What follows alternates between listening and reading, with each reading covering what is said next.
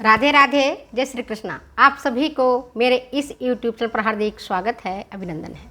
प्यारे बच्चों, आज मैं संचार में कौन कौन से रुकावटें आती हैं, कौन कौन सी बाधाएं आती हैं, तो बैरियर इन कम्युनिकेशन आपको समझा रही हूँ, जो आपके एग्जामिनेशन पॉइंट ऑफ व्यू से बहुत ही इंपॉर्टेंट है। Barrier in communication.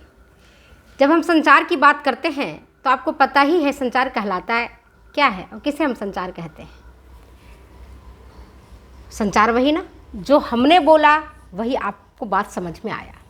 जैसे मैं अमरूद बताती हूँ कि अमरूद में विटामिन सी की प्रचुरता रहती है, या मैं नींबू की बात कर रही हूँ, नींबू खट्टा होता है स्वाद में। तो जैसे हमने नींबू बोला या आम बोला या केला बोला, तो उसकी जो पिक्चर आपके माइंड में बन जाता है कि नींबू ऐसा होता है, केला ऐसा होता है, और जो मैंने बताया वही आपके माइंड में अगर पहुंचा तो समझो कि संचार है, सही प्रकार से संचार हो रहा है। लेकिन अगर वो बातें आपके दिमाग में नहीं बैठ रहा है तो हम समझेंगे कि वो संचार नहीं है। तो आज हम आपको बैरियर इन कम्युनिकेशन, संचार में कौन कौन सी बाधाएं हैं, इस पर चर्चा कर रही हूँ। तो संचार की मुख्य जो बाधाएं हैं वो 4 प्रकार की बाधाएं हैं। रटने वाली बात नहीं है। शायद आपको आवाज़ भी आ रही होगी नॉइज की। संचार में बाधा उत्पन्न हो रहा है, पीछे मकान बन रहा है और पत्थर तराशने वाला मशीन से अपना काम कर रहा है। तो ये आपके जो कम्युनिकेशन में बाधा उत्पन्न हो रहा है, ये फिजिकल बाधा है, अभी मैं आपको बताऊंगी। तो ये पीछे से जो शोर आ रहा है आपको, पत्थर की ठक ठक ठक ठक, मशीन की चलने की जो आवाज़, वो कम्युनिकेशन में बाधा उत्पन्न होता है। तो बाधा कितने प्रकार के होते हैं कम्युनिकेशन में? मुख्य रूप से 4 प्रकार के बाधा हैं। एक तो भौतिक मतलब अभी बताऊंगी, भौतिक बाधा। दूसरा है भाषा संबंधी बाधा। तीसरा है आपके संगठनात्मक भाषा, और चौथा है ज्ञानात्मक अवरोध। ये 4 प्रकार की बाधाएं हैं। भौतिक बाधाएं, भाषा संबंधी बाधाएं, संगठनात्मक बाधाएं और ज्ञानात्मक बाधाएं। इसमें से आज हम चर्चा करते हैं भौतिक बाधाओं के बारे में। भौतिक और यांत्रिक, इसको हम कह सकते हैं। यांत्रिक मतलब जो यंत्रों के कारण उत्पन्न हो रहा है, और भौतिक जिसमें आपके आते हैं शोर, नॉइज। आपको आवाज़ आ रही है ना, ठक ठक ठक, पत्थर फूटने वाला, पत्थर तोड़ने वाला, नक्काशी करने वाला, पत्थर पर हथौड़ा मार रहा है, उसकी आवाज़ आपके आ रही होगी मेरी बोलने के साथ ही। तो ये है फिजिकल, और दूसरा है मैकेनिकल जो उपकरणों के कारण आपको बाधा उत्पन्न होती है। उपकरणों को जो आवाज़ है, जैसे मिक्सी चलता है कितनी आवाज़ आती है, वॉशिंग मशीन चलता है उसकी आवाज़ आती है, टाइपराइटर चलता है, टाइपराइटर में अब तो चलो कीपैड वाला आ गया, तो नहीं, पहले खट खट खट खट की आवाज़ आती थी टाइपराइटर से। कूलर जब चलता है तो उसकी आवाज़ आती है, कल कारखाने की कनफोड़ू आवाज़ आती है। तो ये सारे जो हैं फिजिकल और मैकेनिकल बाधाओं में उत्पन्न होता है, जो संचार में बाधा उत्पन्न करते हैं। जो हम कह रहे हैं वही बात प्राप्तकर्ता तक नहीं पहुंच रहा है, प्रेषक जो कह रहा है वो रिसीवर तक नहीं पहुंच पा रहा है, और इसमें जो बाधा उत्पन्न हो रही है, जो ऑब्स्ट्रक्शन उत्पन्न हो रहा है, और इसी के कारण परेशानी हो रही है। ठीक है, तो फिजिकल में समझ में आ गया, फिजिकल किसको कहते हैं, मैकेनिकल किसको कहते हैं, कौन कौन से फिजिकल बैरियर है, कौन कौन से मैकेनिकल बैरियर है।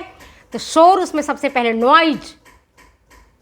नॉइज, शोर चाहे आपके बोलने से हो, मानवीय शोर हो, कल कारखाने के मशीनों के चलने से उत्पन्न शोर हो, कूलर से शोर हो, अथवा अन्य किसी चीज़ से शोर हो रहा हो, तो शोर एक बड़ा कारण है। तो शोर को हम कैसे डिफाइन करेंगे? अगर कोई कहेगा नॉइज को आप डिफाइन करो, तो how you can define noise को? अगर डिफाइन करने के लिए कहता है कोई, तो हम कहेंगे कि शोर एक ऐसी उपद्रवी तत्वों के रूप में परिभाषित हम कर सकते हैं जो सेंडर और रिसीवर के बीच जो संचार हो रहा है, उस संचार को ठीक प्रकार से पहुंचाने का काम नहीं कर रहा है। जैसे आप रेलवे स्टेशन पर खड़े हैं और वहाँ की जब भीड़ भाड़ होती है, आवाज़ आती है, शोरगुल होता है, और उसी समय अगर कोई मोबाइल आपका फ़ोन की घंटी आपके पास बजती है, आपके मम्मी या पापा आपको कोई मैसेज देना चाहते हैं, तो आप क्या कहते हैं कि प्लेटफॉर्म में बहुत भीड़ है, बहुत आवाज़ आ रही है, थोड़ा देर के बाद मैं बात करती हूँ, या बाहर निकल के बात कर रही हूँ। करते हैं हम, अक्सर हम करते हैं। मेले में चले जाते हैं, बाज़ार में चले जाते हैं, जहाँ शोर होता है यातायात का, टैक्सी का, बसों का या रेलगाड़ी का, तो हम क्या करते हैं, उसको वहाँ से हम कहते हैं थोड़ा सा हम ऐसी जगह में चले जाएं जहाँ शोर कम हो रहा हो, तब क्या अगला बोल रहा है वो हमें सुनाई पड़ता है। ठीक है। और दूसरा फिजिकल में आता है कम रोशनी। कम रोशनी भी संचार को पहुँचाने में एक बाधा उत्पन्न करता है, खास करके लिखने पढ़ने में। कम अगर रोशनी हो तो हम लिख पढ़ नहीं पाते हैं, सांकेतिक भाषा को हम समझ नहीं पाते हैं अगर रोशनी कम होती है तो।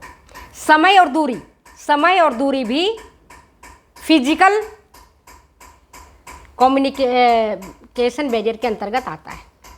समय खास करके कहाँ, कल कारखानों में अक्सर आप देखते हुए कि जो कल कारखाने में काम करते हैं कार्मिक मजदूर, उनकी पारी बंधी हुई होती है, दोपहर की, शाम की, रात की, 3 पारियों में बटा रहता है। हर पारी में 8-8 घंटे का ड्यूटी रहती है। तो जब पहले वाली पारी कर्मचारी काम करके निकल जाते हैं तो दूसरे ठीक प्रकार से वो अपनी बातों को दूसरी पारी वाले लोगों को नहीं समझा पाते हैं। यहाँ ये संचार का एक बाधा उत्पन्न हो जाता है। डिस्टेंस, दूसरा डिस्टेंस, दूरी। अगर हम यहाँ बैठे हैं जोधपुर में और कोई बनारस से हमें कोई चीज़ें मंगवानी है, तो डिस्टेंस के कारण भी संचार हमारा ठीक प्रकार से नहीं हो पा रहा है। तब हम क्या करते हैं, कुरियर से या डाक सेवा से हम अपनी चीज़ों को मंगवाते हैं, करते हैं, तो संदेश पहुंचने में, जो मैसेज पहुंचता है उसमें टाइम लग जाता है। तो ये भी समय और दूरी भी एक कम्युनिकेशन बैरियर है।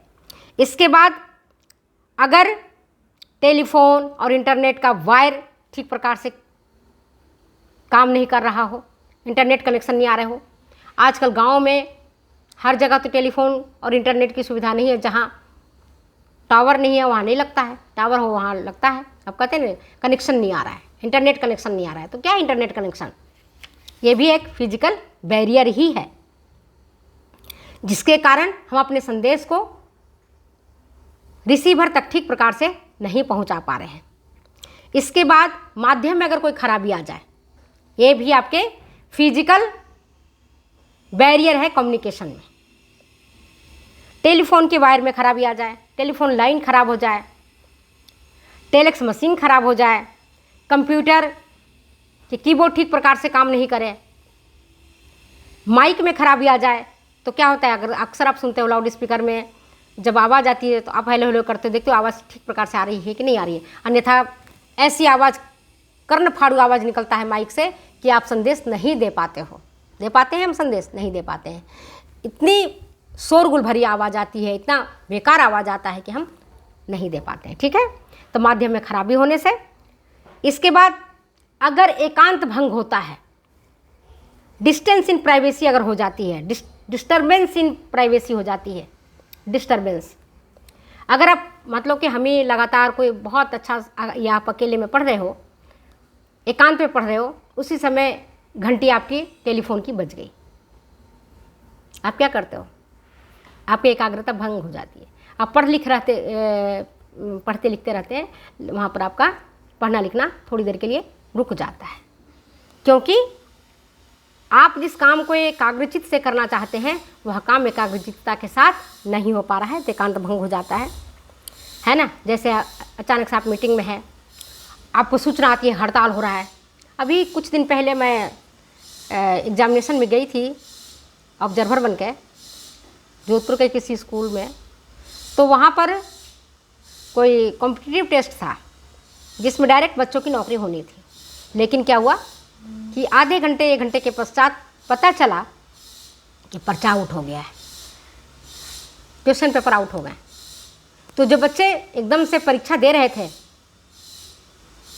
एकाग्रता से जो क्वेश्चन कर रहे थे, कई बच्चे, क्या हुआ मैडम, कई बच्चे रोने लग गए उसी टाइम। कह रही है मैं इतना दूर से आया हूँ, कोई कह रहा है मैं इटावा से आ रही हूँ, कोई कहते मैं इटावा से आ रही हूँ, कोई कहते मैं जबलपुर से आई हूँ, कोई कह रहा है कि मैं जैसलमेर से आया हूँ, रात भर ठंड में मैं कांपा हूँ और अभी लो पर्चा आउट हो गया, अब मैं क्या करूँ, मेरा उम्र भी निकलता जा रहा है, मैं करूँ क्या। तो एकाग्रता भंग जो होता है तो संचार में बाधाएं उत्पन्न होती हैं। इसके बाद अत्यधिक संदेश, अगर संदेश एक पर लगातार आ रहा है तो सुनने वाला जो रिसीवर है वो चिड़चिड़ा हो जाएगा, बेचैन हो जाएगा कि अभी एक सुना नहीं कि दूसरा नहीं, तीसरा नहीं, चौथा नहीं, पांचवा, इतने संदेश। क्योंकि हमारे ब्रेन को सुनने की और सहन करने की एक क्षमता होती है, एक सीमा होती है। उस सीमा के पार अगर कोई हमें संदेश देता है तो बट नेचुरल हमें चिड़चिड़ापन उत्पन्न होता है। ठीक है, इसके बाद आता है अल्प संदेश। अगर संदेश बहुत अल्प है, एक एग्जाम्पल मैं बताती हूँ। कोई मैं स्कॉलरशिप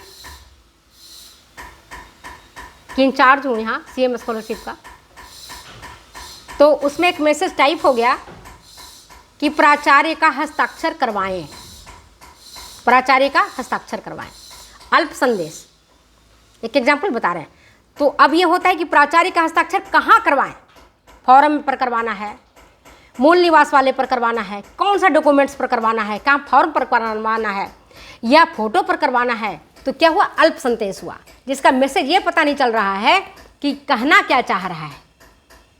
फीस की रसीद पर होगी, कहाँ होगी। अल्प संदेश जो होता है वह भी संचार में एक बाधा उत्पन्न करता है और इसके कारण व्यक्ति सही तथ्यों को समझने में मजबूर हो जाता है, सही तथ्यों को नहीं समझ पाता है। तो ये संचार की एक बड़ी बाधा है। आज मैंने आपको संचार के बाधाओं में पहला बाधा फिजिकल एंड मैकेनिकल पर प्रकाश डाला है। इसी तरह से एक बाधा और है मनोवैज्ञानिक।